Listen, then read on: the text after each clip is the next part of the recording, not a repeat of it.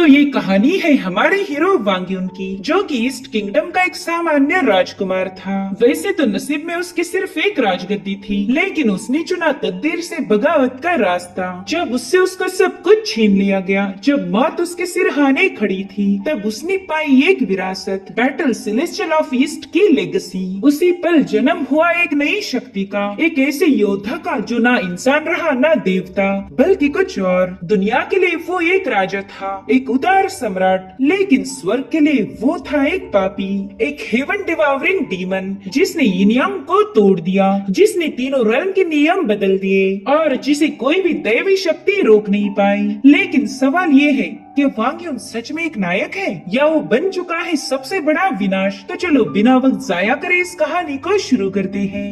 तो कहानी की शुरुआत में हमें ज़ूशियान क्लिफ का सीन दिखाया गया, जहाँ पर एक छोटी बच्ची बैठी हुई थी। वेल इसका नाम है मिंगलोंग। वो एक बहुत ही सुंदर धुन गुनगुना रही थी कि तभी हेवन से आवाज आई कि मिंगलोंग, तुमने एक फॉरबिडन आर्ट को प्रैक्टिस करने की जरूरत कैसे की? तुम्हारी वजह से 10,000 डीमंस बढ़ गए हैं और अब वो हमारे सेलेस्टियल कोर्ट के खिलाफ बगावत करेंगे, जिसके चलते हमारे सेलेस्टियल कोर्ट ने डिसाइड किया है कि अब तुम्हारी इस गलती के चलते तुम्हें एग्जीक्यूट किया जाएगा। जिसके बाद हमें सेलेस्टियल कोर्ट की विशाल आर्मी दिखाई जाती है। उनका लीडर उन्हें हुक्म दे चुका था कि जल्दी से एरी को फॉर्म कर लो, आज हम इस मिंगलोंग को जिंदा नहीं छोड़ेंगे। तो उन लोगों ने जल्दी से अपनी पावर्स को गैदर करते हुए वहाँ पर एक फॉर्मेशन क्रिएट कर लिया और फिर उसी में से एक डिवाइन स्लैश रिलीज होते हुए सीधे मिंगलोंग की तरफ आगे बढ़ रहा था। लेकिन मिंगलोंग तो एकदम रिलैक्स थी, उल्टा वो अपने कानों को साफ करते हुए सेलेस्टियल कोर्ट के लोगों से कह रही थी कि तुम तो कुछ ज्यादा ही शोर मचाते हो। और फिर उसने अपने कानों के अंदर से एक स्टैब बाहर निकाल कर सीधा उस डिवाइन स्लैश को डिस्ट्रॉय कर दिया,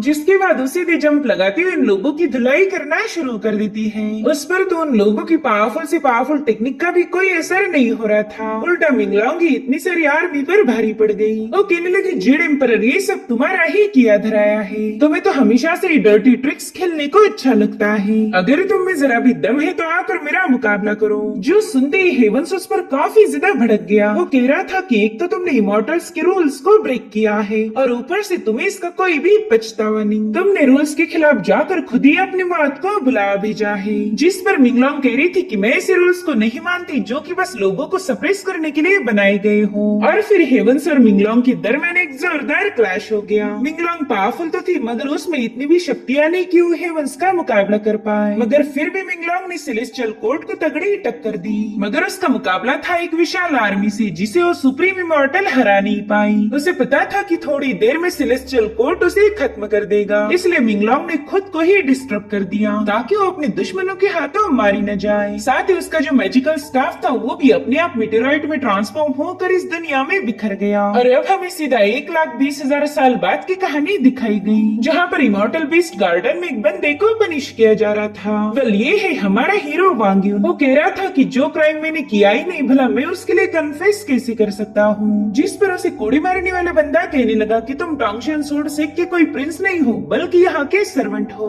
और मामूली से गुलामों पर ऐसा एटीट्यूड तो बिल्कुल भी सूट नहीं करता। तो अब जल्दी बताओ कि तुमने उस क्रेन परिंदे को पॉइजन क्यों किया? तो वांग युन उससे कहता है कि मैं पहले भी ये बोल चुका हूँ और अब मैं दोबारा से वही कहूंगा कि मैंने उस परिंदे को पॉइजन नहीं किया। वेल इस बंदे का नाम था जाओ चुआन और ये पहले ही वांग युन से नफरत करता है। वो कहता है, वांग युन चलो आज देखते हैं कि तुम्हारी बॉडी ज्यादा टफ है या फिर मेरा चाबुक। और फिर वो दोबारा से उसे पीटना शुरू कर देता है। तब तक वहाँ पर एक बुजुर्ग पहुँच गए। वो कह रही थी कि प्लीज उसे मत मारो, इस बच्चे ने किसी क्रेन परिंदे को पॉइजन नहीं किया, प्लीज इसे छोड़ दो। वेल इनका नाम है एल्डरसन और ये वांग युन को अपने बेटे जैसा ट्रीट करते हैं। वांग युन उनसे कह रहा था, सीनियर प्लीज आप इस बंदे के सामने भीख मत मांगिए, वैसे भी ये बेवजह मुझे टारगेट कर रहा है, इसलिए आपके रोने धोने का इस पर कोई असर नहीं होने वाला। जो सुनते ही जाओ चुआन कह रहा था कि अगर तुमने उस परिंदे को पॉइजन नहीं किया तो फिर किसने किया? और उतने में वहाँ पर इमॉर्टल सिटी की एंट्री हो गई। वो कह रहा था कि अब तो रात हो चुकी है, मगर फिर भी तुम इस बंदे से सच्चाई उगलवा नहीं पाए, इसे मैं तुम्हारी नाकामी समझूं या फिर इस बंदे की बहादुरी? जो सुनते ही जाओ चुआन सीधे उसके पाँव में गिरकर उसकी जूते साफ करते हुए बताने लगा कि वांग युन काफी ज्यादा जिद्दी है,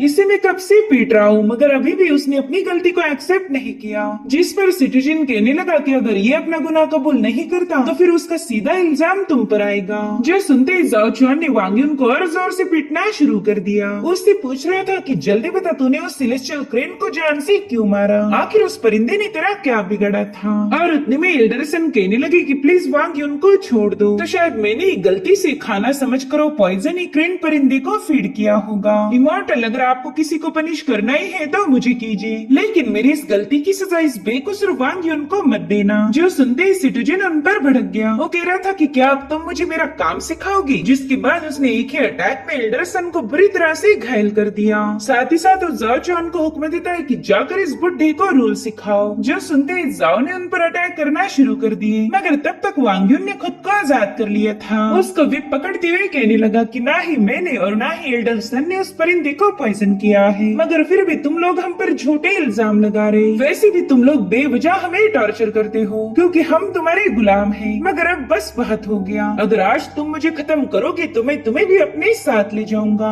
जिसके बाद वांग यून ने एक जोरदार पंच के साथ जाओ चुआन को काफी दूर पुश कर दिया। साथ ही साथ उस पर एक और पंच हिट करने वाला था, मगर उतने में जाओ यान पीछे से आकर उसके सीने में अपनी विप घुसा देता है। वहीं पर सिटीजन वांग यून से कह रहा था कि तुमने हमारे सेट के रूल्स को ब्रेक किया है, इसी वजह से तो तुम्हें ऑन द स्पॉट एग्जीक्यूट किया गया। अब वांग यून को बुरी तरह से घायल करने के बाद वो बंदा वहाँ से निकल पड़ा। उसके साथ हम एक और बंदी को देख पाते हैं जिसका काम है सिटीजन को प्रोटेक्ट करना। वो कहता है नानगोंग ये बंदा मुझ पर अटैक करने वाला था, मगर फिर भी तुमने उस पर कोई एक्शन नहीं लिया। जिस पर नानगोंग जवाब देते हुए कहने लगी कि मुझे आपके बड़े भाई कांग ने अपॉइंट किया है ताकि मैं मुश्किल हालातों में आपकी मदद कर पाऊँ, और आज यहाँ पर जो कुछ भी हुआ वो तो एक मामूली सा मैटर था। जिस पर सिटीजन कहने लगा कि हाँ तुम तो मेरे बड़े भाई की फिक्र करती हो, मेरी तो तुम्हें जरा भी परवाह नहीं। अब अगले सीन में हमें वांग यून की ग्रेव दिखाई गई, यानी कि जाओ चुआन के एक ही अटैक में उसकी मौत हो चुकी थी। एल्डरसन भी उसकी मौत से काफी ज्यादा दुखी थे। वो कहती वांग यून मेरे कोई बच्चे नहीं, कई सालों से हम दोनों साथ थे। एक वक्त पर मुझे ऐसा महसूस हुआ कि तुम ही मेरी फैमिली हो। मैंने हमेशा तुम्हें अपने बेटे जैसा प्यार किया, मगर आज मुझे ऐसा लग रहा है कि मुझसे मेरा सब कुछ छीन चुका हो। मैंने तुम्हारे लिए मेटेराइट का एक पीस रखा हुआ है जो कि कई पीढ़ियों से जनरेशन टू जनरेशन मेरी फैमिली में पास होता आया था। मैं तुम्हें कुछ और तो दे नहीं पाया, मगर ये मेटेराइट मेरी तरफ से प्यार का एक नजराना समझकर रख लो। इधर ग्रेव के अंदर उस मेटेराइट के टुकड़े से बहुत ही स्ट्रॉन्ग एनर्जी रिलीज होकर वांग यून को एक एबिस में ढकेलने लगी। वहीं पर एल्डरसन उसे सेफ जर्नी की विश कर रहे थे, और उतने में वांग यून की आंखें खुल जाती है। उसे अपने दुश्मनों की आवाजें सुनाई दे रही थी जिन्होंने उस पर अपने खोखले रूल्स को ब्रेक करने का इल्जाम लगाया। यहाँ पर हमें ये भी पता चलता है कि वांग यून कोई गुलाम नहीं था, बल्कि ईस्टर्न पैलेस का एक क्राउन प्रिंस था, लेकिन उस पर गद्दारी का इल्जाम लगाते हुए उससे उसका टाइटल छीना गया। इतना ही नहीं, वांग यून को अपने ही राज्य से बैनिश कर दिया था, जिसके चलते वांग यून को अपने कॉन्टिनेंट को छोड़कर दूसरी रियासत में आकर एक गुलाम की जिंदगी गुजारनी पड़ी। उतने में ही वांग यून कहता है कि मैं तुम्हारे हाथों सप्रेस नहीं हो सकता,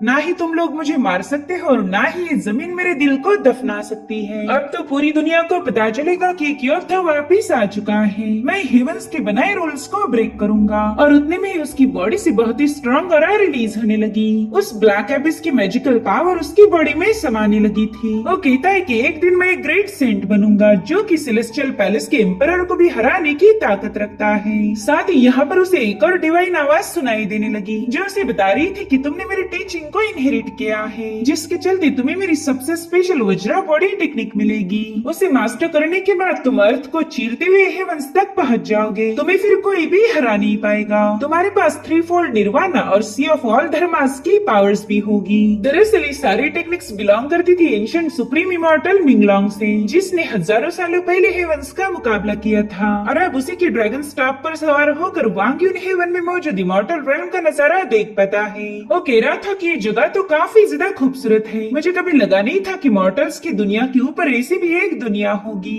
इधर जाओ चुआन एल्डरसन को दोबारा से परेशान करने पहुंच जाता है। वो कह रहा था कि अब तो तुम्हारा प्यारा वांग यून ऑलरेडी जहन्नुम में पहुंच चुका होगा। अब यहाँ पर ऐसा कोई नहीं जो तुम्हें मुझसे बचा पाएगा। जिस पर एल्डरसन कहते कि ऑलरेडी तुम लोगों ने मेरे बच्चे को खत्म कर दिया है। तुमने मेरा पहले ही सब कुछ छीन लिया है, इसलिए प्लीज अब तुम मुझे सुकून से मरने दो। जिस पर जाओ चुआन कहता है कि अरे मैं तो आपकी काफी ज्यादा फिक्र फिक्र करता हूँ। मुझे पता है कि वांग्युन के बिना आपका दिल नहीं लगेगा, तो क्यों ना मैं आपको भी उसके पास पहुँचा दूँ। इस तरह से आप दोनों एक बार फिर से रियूनाइट हो सकते हो। और अब वो एल्डर सन पर अटैक करने ही वाला था कि तभी वांग्युन की ग्रेव ब्रेक होकर उसे काफी दूर पटक देती है। साथ ही हम देख पाते हैं कि अपना हीरो वांग्युन दोबारा से रिवाइव हो चुका है, जिसे देखकर तो जाओ चुआन के होश उड़ गए। वो कह रहा था वांग्युन ये कॉफिन भी तुम्हें रोक नहीं पाई। और उतने में वांग्युन अपनी आंखें खोलते हुए कहने लगा कि तुम मेरे सीनियर को किसी से रियूनाइट करना चाहती थी ना, तो ये लो मैं वापस आ चुका हूँ। तो जाओ चुआन भी अपने स्पीयर को घुमाते हुए कहने लगा कि तुम कोई ह्यूमन हो या फिर गोस्ट, मुझे इससे कोई फर्क नहीं पड़ता।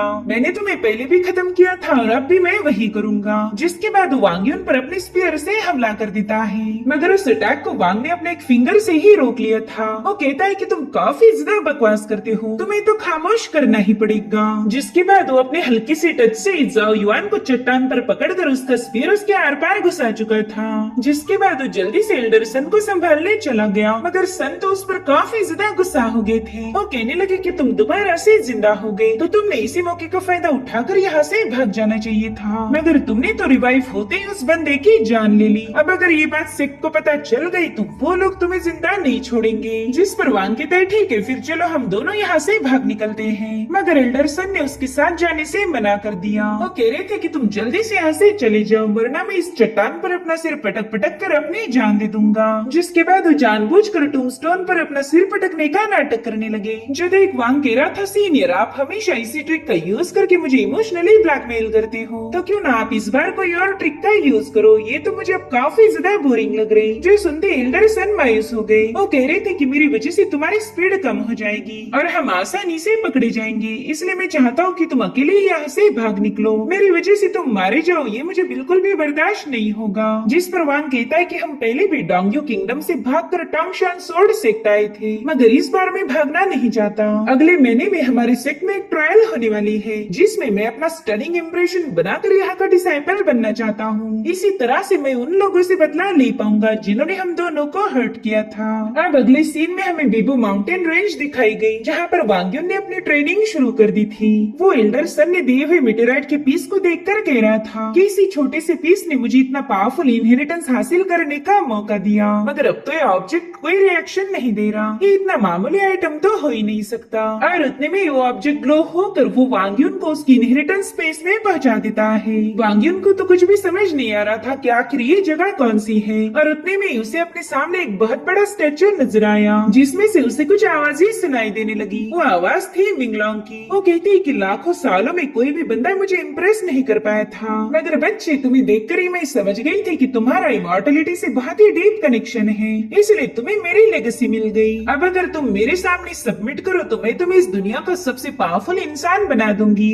मगर उतने में वांग्युन ने बड़ी ही फनी अंदाज में उसे उठा लिया और उससे पूछता है बच्ची आखिर तुम कौन हो। जिस पर वो कहने लगे बरखुरदार जरा जबान संभाल कर बात करो, तुम हजारों सालों पुरानी पियरलेस डीमन क्वीन मिंगलोंग से मुखातिब हो रहे हो। तुम्हें तो अंदाजा भी नहीं कि मुझे देखते ही न जाने कितने सारे इमॉर्टल्स ने डर के मारे अपनी पतलून गीली की होगी। तो अब अगर तुम मुझे नहीं छोड़ोगे तो मैं एक ही ब्लो में तुम्हें भी निपटा दूंगी। इसलिए वांग्युन ने सीधा उसे जमीन पर पटक दिया, मगर वो तो दुगनी स्पीड से वांग्युन पर पंच हिट करने पहुंच चुकी थी। हालांकि वांग्युन ने उसके सिर को पकड़कर उसे रोक लिया। वो कह रहा था हो तो तुम इतुसी मगर बातें बहुत बड़ी बड़ी करती हो। अब तुमने ऑलरेडी मुझे अपने बारे में काफी सारी बातें बता दी है, तो क्यों ना तुम मुझे प्रैक्टिकली दिखा दो कि तुम कितनी बड़ी जीनियस हो। तो इस तरह से मिंगलोंग के गाइडेंस के अंडर वांग्युन की ट्रेनिंग शुरू हो गई। कुछ पावरफुल स्पिरिचुअल बीस्ट का मुकाबला करने के बाद वो लेवल अप किए जा रहा था। वो फाइट करता है और मिंगलोंग उसे कल्टीवेशन के सारे रूल्स बताती है। वो कह रही थी कि अगर तुम्हें इमॉर्टलिटी हासिल करनी है तो उसकी शुरुआत होगी तुम्हारी मॉर्टल बॉडी को टेम्पर करने से।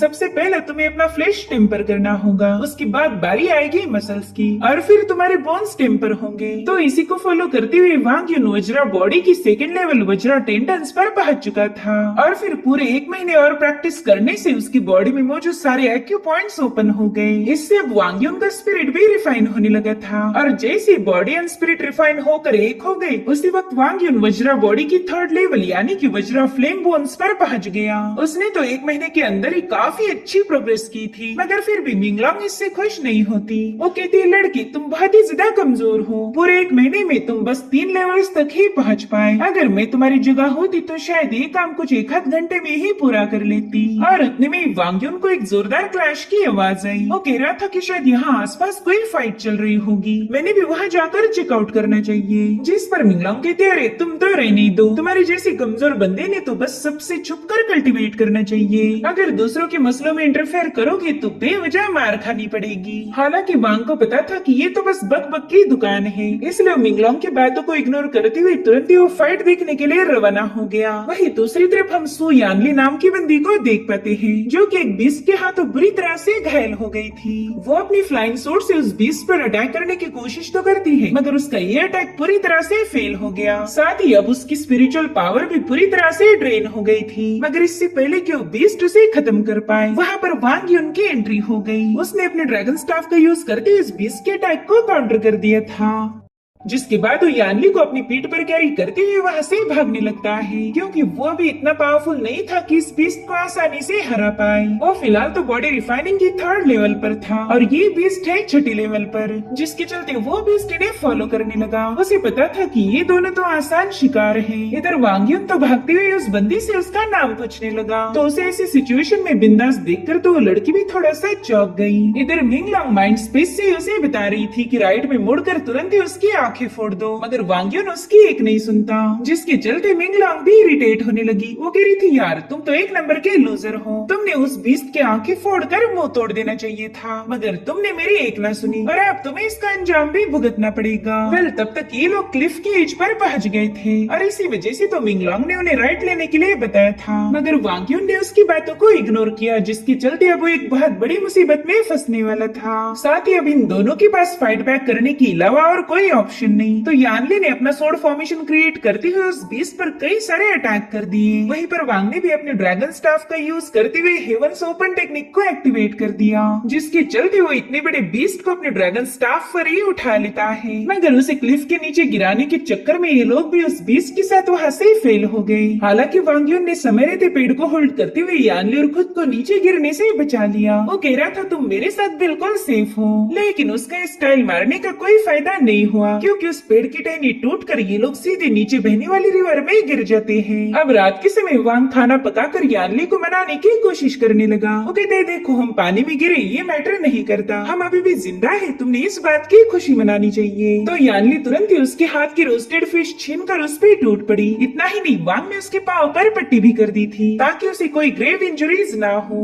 और उसका रहमदिल नेचर यानली को काफी ज्यादा पसंद आ गया, जिसके बाद ये दोनों भी सेक्ट की तरफ रवाना हो गए। वांग युन 1 महीने के बाद टोंगशान सोर्ड सेक्ट वापिस आ गया था। यहाँ आते ही उसने दोबारा से अपना गुलामों वाला काम शुरू कर दिया। उतने में ही वहाँ पर सिटू और शाओ पहुँच गए। एल्डर सन वांग को बता रही थी कि तुम इन लोगों के सामने बिल्कुल भी मत आना, 1 महीने तक तुम इनसे छुपते आए हो, तो मैं नहीं चाहता कि आज तुम पकड़े जाओ। देखो कल ही सर्वेंट की ट्रायल के एग्जाम होने वाले हैं, तो कल तुम अरीना में अपनी पावर शो कर देना। मगर वांग कहता है कि कुछ प्रॉब्लम्स भागने से सॉल्व नहीं होती, हमें उनका डट कर मुकाबला करना चाहिए। सिटू जिंदा उसे जिंदा देखकर काफी ज्यादा चौंक गया। वहीं पर शाओ कह रही थी कि अरे अरे एक सर्वेंट भी तुमसे संभाला नहीं जा रहा, इससे अच्छा तो मैं खुद ही इस बंदे को खत्म कर देती हूँ। जो सुनते ही सिटुजिन के ईगो पर चोट लग गई। वो वांगजुन से कह रहा था कि चलो आज मैं खुद तुम्हारा मुकाबला करूंगा, फिर देखते कि तुम कब तक मेरे सामने जिंदा बचते हो। अब इन दोनों ने भी अपनी अपनी पावर्स को एक्टिवेट कर लिया था, मगर उतने में वहाँ पर यानली अपने क्रेन परिंदे पर सवार होकर पहुँच गयी। दरअसल यानली इसी पिक की मास्टर है और वांग ने उसकी कुछ दिनों पहले ही जान बचाकर अपने एबिलिटी से उसे इम्प्रेस कर दिया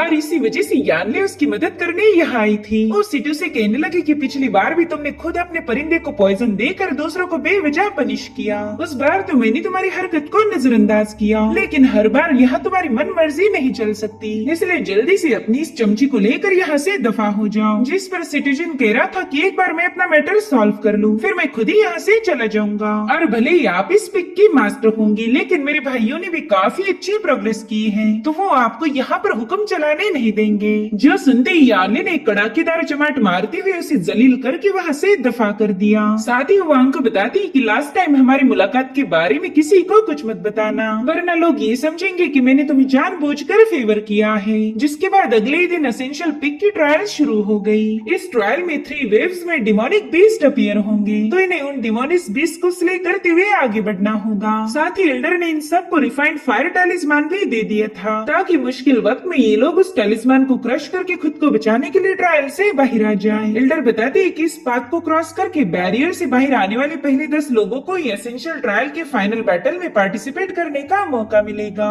वेल, इस ट्रायल को देखने के लिए सिटू और शाओ भी आए हुए थे। शाओ कहने लगे कि इस बैटल में तो सभी सर्वेंट्स ही पार्टिसिपेट करेंगे, मुझे तो इसे देखने में जरा भी मजा नहीं आ रहा। जिस पर सिटूजिन कहता है कि ना, तुम तो पूरी तरह से गलत हो, ये लोग बस हमारे सेक्ट का डिसाइपल बनने के लिए खुद की जान को दांव पर लगाएंगे। मुझे तो ये बोरिंग नहीं बल्कि काफी ज्यादा इंटरेस्टिंग लग रहा। वहीं पर यानली भी ये मुकाबला देखने आई हुई थी। वो अपने सीनियर को बताती है कि आज इनमें से एक बंदा तो जरूर से कॉन्टेस्ट में जीत हासिल करेगा, मुझे उससे काफी ज्यादा उम्मीदें हैं। इधर वांग एल्डर सन को अपनी पीठ पर कैरी करते हुए अरीना की तरफ निकल चुका था। सन कहने लगे, बच्चे अगर आज की ट्रायल में तुम जीत गए तो मैं अपनी बढ़िया सी वाइन तुम्हें गिफ्ट करूंगा, उसे तो मैंने 30 सालों से जमीन में बरी करके रखा है। जिस पर वांग कह रहा था कि फिर तो आज अपने घर जम के पार्टी होंगी। जिसके बाद वांग युन ने एसेंशियल ट्रायल में हिस्सा लिया, जहाँ पर वांग युन ने कई सारे डिमोनिक बीस्ट को आसानी से खत्म करना शुरू कर दिया था, जो देखकर मिंग लॉन्ग भी इम्प्रेस हो गई। साथ ही वांग युन यहाँ पर एक लड़की की भी मदद करता है जिसका नाम था मिंग।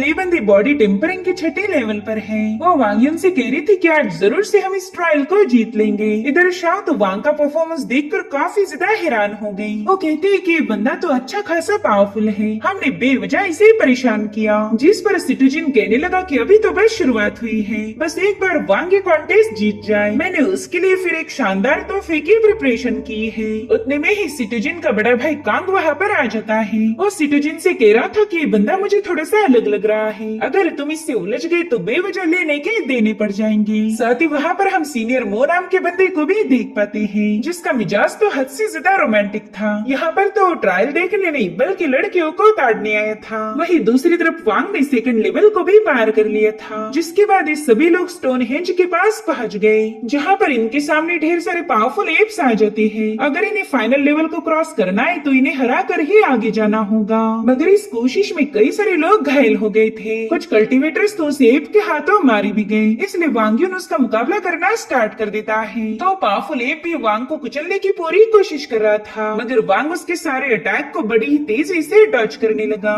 वेल, उसका ये मुकाबला टोंगशान पीक पर बैठे हुए मास्टर भी देख पा रहे थे। इनफैक्ट वो अपने चेस पीस के जरिए उस पर कई सारे एप्स रिलीज कर देते हैं, मगर वांग अपनी सोर्डमैनशिप के दम पर उन्हें डोमिनेट कर रहा था। इधर वो सोचता है कि अरे यहाँ आने का तो कुछ भी फायदा नहीं हुआ, यहाँ पर तो बस लड़के ही लड़के नजर आ रहे। वही दूसरी तरफ ट्रायल में आखिरी एप को रास्ते से हटाने के लिए सभी कल्टीवेटर्स ने मिलकर उस पर अटैक कर दिए, मगर एप उन सभी के अटैक को डिस्ट्रॉय करते हुए उन्हें पीछे ढकेल चुका था, जो देखकर वांग जल्दी से अपने ड्रैगन स्टाफ को समन कर लेता है। उसे बस इस एप के वीक पॉइंट्स पर अटैक करना था, तो उसने अपने पावर को स्टाफ में ऐड करते हुए ओपन द हेवंस टेक्निक का यूज कर उस बीस्ट पर अटैक कर दिया, जिससे फाइनली उस एप का किस्सा खत्म हो गया। तो इस तरह से इस पाथ को क्रॉस करने के बाद फाइनली कुछ कल्टीवेटर उस बैरियर से बाहर आ गए थे। वहीं पर एल्डरसन भी वांग को उनके साथ देखकर काफी ज्यादा खुश हो गए। साथ ही लोगों ने बताते हैं कि अब तो आपके अच्छे दिन शुरू हो गए, कोई आपको नुकसान नहीं पहुंचा सकता। साथ ही एल्डर सन को अपने वांगियों पर काफी ज्यादा प्राउड फील होता है, और उतने में सिटूजिन उनसे बात करने पहुंच गया। वो कह रहा था कि अब तो वांग भी जल्दी हमारी इमॉर्टल सेक्ट को ज्वाइन करेगा, इसलिए हमने अपनी पुरानी सारी बातें भूल कर नई शुरुआत करनी चाहिए। आफ्टर ऑल आज के कॉन्टेस्ट के बाद हम सब एक फैमिली बन जाएंगे। और बेचारे एल्डर सन भी उसकी बातों में आ चुके थे, उन्हें लगता है कि अब सब कुछ ठीक हो जाएगा। वहीं पर एल्डर अनाउंस करते कि एसेंशियल पाथ को तो तुम लोगों ने क्रॉस कर लिया, मगर फाइनल बैटल अभी भी बाकी है। तुम में से जो भी आखिर तक डटे रहे कि इस इमॉर्टल आपको कैच करेगा उसी को विनर घोषित किया जाएगा। इस बार हम विनर को 2 स्पेशल रिवॉर्ड्स देने वाले हैं। पहली तो ये है ची कंडेंसिंग पिल, इसे गोल्डन कोर वाले इमॉर्टल ने रिफाइन किया है। इस पिल को देखते ही ऑडियंस भी काफी ज्यादा एक्साइटेड हो गई थी, क्योंकि इस पिल को कंज्यूम करते ही वो पर्सन बॉडी रिफाइनिंग की 10वीं लेवल से सीधा ची कंडेंसिंग रूट स्टेज पर जा सकता था। और सेकंड रिवॉर्ड की तौर पर विनर को टॉप ग्रेड का मॉर्टल आर्टिफैक्ट भी दिया जाएगा। और उतने में एल्डर ने उस इमॉर्टल ऑप को रिलीज करते हुए बैटल को शुरू कर दिया। तो इस ऑप को कैप्चर करने के लिए कॉन्टेस्टेंट में फाइट शुरू हो गई। साथ ही प्लेटफॉर्म पर रुक के ही फाइट करना अलाउड था, जो भी प्लेटफॉर्म से बाहर गया उसे ट्रायल से एलिमिनेट किया जाएगा। इधर एक पावरफुल बंदे ने वांग के साथ मुकाबला करना शुरू कर दिया था। हालांकि वांग तीसरी लेवल पर होके भी 5वीं लेवल के बंदे को काफी आसानी से एलिमिनेट कर चुका था, जो देखकर जाओ नाम के बंदे बंदे को काफी ज्यादा जेलसी फील होने लगी, इसलिए वो मिंग से एक डील करने की कोशिश करता है। वो कह रहा था कि अगर तुम इस वांग को हराने में मेरी हेल्प करो तो जीतने के बाद मुझे जो भी रिवॉर्ड मिलेगा वो मैं तुम्हारे साथ शेयर करूंगा। मगर मिंग ने इसके लिए साफ साफ इनकार कर दिया। इसलिए अब जाओ ने वहाँ मौजूद सभी कल्टिवेटर्स को 1000 स्पिरिचुअल स्टोन देकर वांग युन के खिलाफ कर दिया। ये सब देखकर एल्डर कहने लगे कि जाओ एक रईस फैमिली से बिलोंग करता है, तो मेरे ख्याल से वो अपनी ट्रिक्स का यूज करके आसानी से वांग युन को हरा देगा। मगर वानली को पता था कि वांग में इतना पोटेंशियल तो जरूर है कि वो इन सबको हरा दे। वहीं पर वांग अपने ड्रैगन स्टाफ का यूज करते हुए इन सभी के साथ फाइट करने लगा, जिसमें थोड़ी देर में वो घायल हो जाता है। तो जाओ उसकी हालत देखकर कह रहा था कि तुम्हारे पास अभी भी वक्त है, जल्दी से मेरे सामने हार मान लो। मगर वांग पीछे हटने के लिए तैयार नहीं होता, इसलिए जाओ ने अपना second sword riding the sword wind formation को एक्टिवेट कर दिया। इस फॉर्मेशन की मदद से उसने वांग पर कई सारे अटैक कर दिए थे, जो देखकर मिंग काफी ज्यादा भड़क गई। वो उससे कह रही थी कि तुम सभी लोग टीम अप होकर एक बंदे को परेशान कर रहे हो, इससे तो साफ पता चल रहा है कि तुम कोई बहादुर नहीं बल्कि एक लूजर हो। और फिर वो भी उनके साथ फाइट करना शुरू कर देती है। उसने अपने अजूर स्लैशेस का यूज करते हुए वांग को बचाने की पूरी कोशिश तो की, मगर वो जाओ के अटैक से घायल हो जाती है। और अब जाओ उस पर एक फाइनल अटैक करने वाला था, लेकिन इससे पहले वांग सूड एनर्जी से खुद की बॉडी को टेम्पर करने लगा। इसमें मिंगलोंग ने भी उसकी हेल्प की थी, जिसके चलते वांग युन जाओ के अटैक को अपनी सोड एनर्जी से काउंटर कर देता है। साथ ही साथ जाओ उस एनर्जी की वजह से काफी पीछे पुश हो गया था। सभी लोग देखते हैं कि वांग ने अपनी सोड एनर्जी से इंटरनल ऑर्गन को टेम्पर किया है, जिसके चलते वो बॉडी टेम्परिंग की 5वीं लेवल पर पहुंच चुका था। और उसका कारनामा देखकर यानली भी उस पर काफी ज्यादा इम्प्रेस हो गई। इधर वांग ने अपने एक ही सोड अटैक में वहाँ मुझे सभी लोगों को घायल कर दिया, जो देख जाओ अपनी स्पेशल मूव 4 सोड ड्रैगन रोअर को एक्टिवेट कर देता है। तो वांग ने भी हेवन स्प्लिटिंग टेक्निक का यूज करते हुए इसके अटैक को काउंटर कर दिया, जिसके चलते जाओ ये मुकाबला हार चुका था। और फाइनली वांग उस इमॉर्टल ऑप को अपने ड्रैगन स्टाफ पर कैच कर लेता है, जो देखकर तो एल्डर काफी ज्यादा खुश हो गए। अब उन्होंने वांग को इस मुकाबले का विनर घोषित कर दिया था। वहीं पर सीनियर वो कहने लगा कि पहली बार मुझे लड़कियों के अलावा किसी लड़के का परफॉर्मेंस अच्छा लगा है, जाओ जाकर इसका फूलों के पेटल से स्वागत करो। इधर वांग सोचता है कि फाइनली मैंने इमॉर्टल सेक्ट की ट्रायल को पास कर लिया, अब मैं और ज्यादा पावरफुल बनकर अपने पेरेंट्स की मौत का बदला ले पाऊंगा। इधर कांग अपने भाई सिटोजिन से पूछ रहा था कि तुम अभी तक कहाँ पर थे, देखो तो तुम्हारे वापिस आने तक ये ट्रायल खत्म भी हो गई। जिस पर सिटोजिन कहने लगा कि मैं तो बस वांग्युन के लिए एक छोटा सा तोहफा प्रिपेयर कर रहा था, सच बताओ तो वांग्युन की जीत से मैं काफी ज्यादा खुश हूँ। इधर एल्डर वांग से कहने लगे कि तुमने ट्रायल में काफी अच्छा परफॉर्म किया है, तो बताओ तुम्हें गिफ्ट के तौर पर कौन सा आर्टिफैक्ट चाहिए। जिस पर वांग कहने लगा कि मैं तो स्टाफ को काफी इजीली यूज कर पाता हूँ, इसलिए एल्डर ने वांग्युन को एक मैजिकल स्टाफ गिफ्ट किया। साथ ही वो अब टोंगशियान सोर्ड सेक्ट का ऑफिशियल डिसाइपल बन चुका था। वो एल्डर से रिक्वेस्ट करता है कि प्लीज मेरे सीनियर सन को भी मेरे साथ रहने दीजिए, इस दुनिया में उनके अलावा मेरा और कोई नहीं। तो एल्डर भी उसे इसकी इजाजत दे देते हैं, मगर वांग देखता है कि एल्डर सन तो वहाँ पर है ही नहीं। एक बंदा उसे बता रहा था कि तुम्हारे एल्डर सन को तो सिटोजिन इमॉर्टल बीस्ट गार्डन ले गया था और तब से वो वापिस आई ही नहीं। जो सुनते ही वांग घबराकर सीधा घर पहुँच गया, जहाँ पर उसके सामने एल्डर सन की लाश पड़ी थी, जो देख वांग्युन पूरी तरह से टूट गया। वेल सिटोजिन इसी गिफ्ट को प्रिपेयर करने के लिए ट्रायल से गायब हुआ था। इधर शाओ भी सिटोजिन से कहने लगे कि तुमने उस बंदे को खत्म नहीं करना चाहिए था, इससे तो वांग्युन तुम पर काफी ज्यादा भड़क जाएगा। जिस पर सिटोजिन कहने लगा कि हाँ यही तो मैं चाहता हूँ कि वो गुस्से में आकर कई सारे लोगों को खत्म कर दे, और हम फिर उस पे सेक्ट के रूल्स को ब्रेक करने का इल्जाम लगाकर उसे एग्जीक्यूट कर रास्ते से हटा देंगे। इधर वांग्युन अपने एल्डर सन को दफना कर कसम लेता है कि वो जल्द ही उनकी मौत का रिवेंज लेगा। और इसी के साथ एपिसोड यहीं पर एंड हो जाता है। Thank you so much for watching, bye bye, take care.